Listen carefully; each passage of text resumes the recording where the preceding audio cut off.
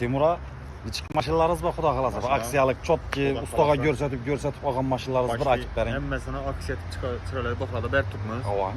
Damozlarimiz bunda 2023. Umuman hech yerda kraskasi yo'q. Avon. Buni 3 million so'm bilan beramiz hammasi. GAE, notaris, fotoras hammasi. Polniy расходi ichida, balonlari paket ekan, 4 balon paket. O içler ham toza ekan. 68 ni yurgan. İçler ham akkuratni döşelgen, chexollar bor. 23 deydingizmi yilini? 23. 4 balon paket. 13'lik mi 12 mi bu? 13'lik paket balonlar qo'yilgan ekan. 3 million bilan rasxodi ichida bo'lsa, Elektro 2 million 900 shunday atrofida chiqadi. 2 million 900 atrofi chiqadi. İşonchli garantiyali mashina. O'zingiz ustalaringizga ko'rsatib olasiz-ku, men shuning uchun sizga kelaman. Odamlar ham so'raydi-da buni.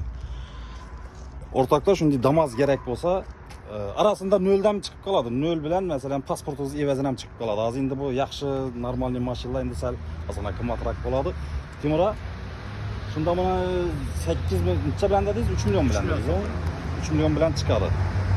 Telefon nomer qoldiraman, telefonlashasizsa 3 million bilan Sinobonashimiz problem bo'lsa, bizatning bonus ham chiqadi xudo xolasa.